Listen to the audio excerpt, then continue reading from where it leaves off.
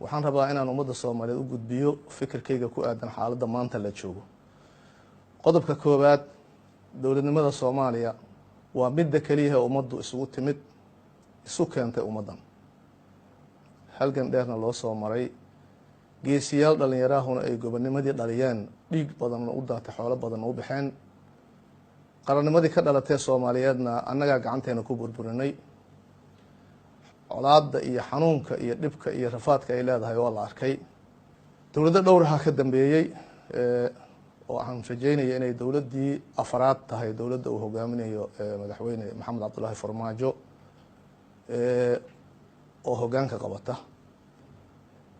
waxaan isleeyahay marka dowladdii dhalataba inay meel gaarsiiso ummadda Soomaaliyeed waa hadafka loo doortay. maanta midda jirta waxaan isleeyahay waa guul ummadda Soomaaliyeed usoo hoyatay, sababtoo ah waxay ku dadaashay inay kasii amba qaado meeshii ugu timid. hogaamiye kasta iyo dowlad kastana waxaa laga rabaa meeshuu ugu yimid ama meeshay dowladdaas ugu timid meel ka wanaagsan in ummadda gaarsiiso. hadafkaas isaga ah marka waa mid biyo kama dhibcaana bulshada Soomaaliyeed meel kastay joogtana ay u hanqal taagayso oo ay taageerayso oo ilaashanayso. waxaan arkaa ka siyaasi ahaan in dowladdan Urdunka ah lagu bilaabay markii la dhisaba jilaafooyin iyo in loo dhigo qodxa iyo masaamiir si ayna hor ugu socon. nasiib darro ayaan u arkaa arrintaas iyada ah. waxaan kula talinayaa ummadda Soomaaliyeed meel kastoo la joogo in laga waantoobo in ummadda dib loogu celiyo meeshii laga keenay dhibaatadii ay soo martay ee gaamurtay. dowladdu mucaarad ma diido, mucaarad waxbuu saxaa. mucaarad lama rabo inuu wax burburiyo, inuu wax saxaa la doonayaa. waa dhaliilo ayay yeelan kartaa dowladdu, maamulku dhaliilo yeelan karaa, waa la tilmaami karaa, waxaa la doonaya in la saxo. sidaas daraaddeed waxa ay afka ajnabiga lagu yidhaahdo constructive opposition lama diidana. hase yeeshee haddii wax burburin arrintu noqoto ummadda Soomaaliyeedna dan uma aha, caalamkuna naga aqbali maayo. sidaas daraaddeed waa lala wada socdaa guulaha hadda aan aragno iyo kuwa soo socda. caalamka aad arkaysaan danaha Soomaaliya ee ka shaqaynaya ee maalgelinaya eed aragtaan dalka xoreyntiisa dowrka laga cayaarayo. aad aragtaan in hadda hay-adaha maaliyadda caalamka sida bankiga adduunka iyo IMF-tu ay Soomaaliya maamulkeeda maaliyad u ammaaneen una taageerayaan, oo sida aan la soconno wararka ku helayno la doonayo in deymankii laga cafiyo. sidaas daraaddeedna ay ku xigi doonto in lacagti shilinkii Soomaalida qaranka la sameeyo. guulaha laga raadinayo in laga gaaro xagga difaaca dalka iyo xoreynta oo lala tacaalaya nabadiidka qaran ahaan iyo ciidamada Amisom iyo caalamka oo dhan oo noo heelan.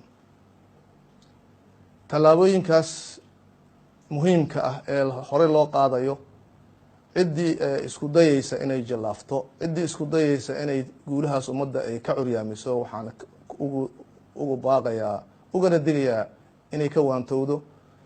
mucaarad lama diidana, laakiin mucaaradku siyaasiyiin baa samaynaysa. siyaasiyiin kala duwan oo afkaar kala duwan inay wadata ay suurtagal tahay. ha yeeshee mid kastaahu damac ayuu ka leeyahay inuu dalka maalin inta u tartamo hoggaanka u qabto.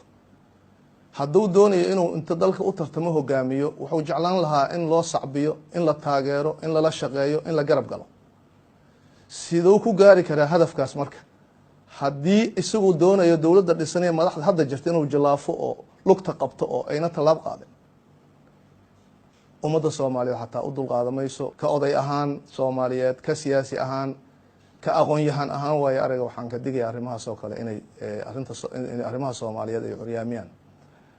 qodobka kale aan rabo inaan taabto oo muhiimka ah waxa weeye caasimadda Soomaaliya berigay caasimad noqotay oo qaran Soomaaliyeed inay gogol u noqoto ilaahay qadaray. macnaheedu wuxuu ahaa welinayahay in ummadda Soomaaliyeed u simanta. odayaashii ama bulsho deegaankii loogu yimid halka dushooda caasimadda in laga dhigo ogolaaday ma noola. awooyaal iyo kuwa kasii da'weyn waayo oo la xuso.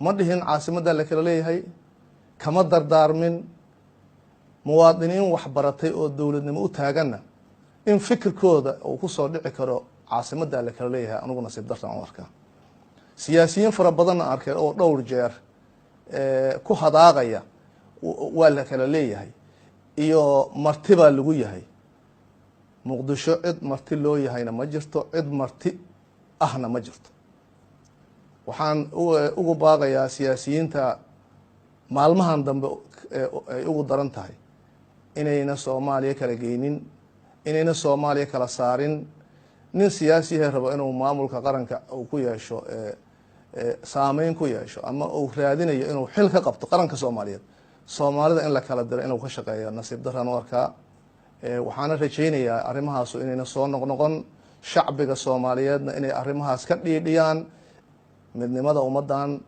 halka qoys ah shacbiga Soomaaliyeed inaan la kala geyn inaan la kala fogeyn mas'uuliyiinta siyaasiyiintana anaa kamida haddii aan aragno dhaliil waa la tilmaamaya waxaas baa ka xun dowladda meeshaasay ka khaldan tahay way dhegeysanayaan waayo haddayna dhegeysan waxay imaanaysaa in dhibaata noo timaado sidaas daraaddeed Soomaaliya meel kastoo la joogo guulaha aan higsanayno iyo sharafka iyo karaamada ummadda Soomaaliyeed ee soo noqday iyo dowladnimada la rabo inay hana qaadee jiilalka mustaqbalka u adeegto in sida ukun loo ilaaliyaan idinkugu baaqayaa in sida ukun loo dhowraan idinkugu baaqayaa inaanay naga jabin oo dowladda maanta hogaamiyaasha xukuma inay gaarsiiyaan waqtiga muddada loo siiyay ee loo igmaday inay gaarsiiyaan meeshay shalay joogto meel aad uga fiican aad iyo aad ayaan ugu faraxsanahay inaan fariintaa u gudbiyo shacbiga Soomaaliyeed meel kastoo joogo aad iyo aad aan ugu faraxsanahay in maanta aan fursadan u helo in la qaato fikirkaasna waa soo jeedinayaa dowladnimada ayaa ku xiran. Wassalaamu calaykum waraxmatullaahi wabarakaatu.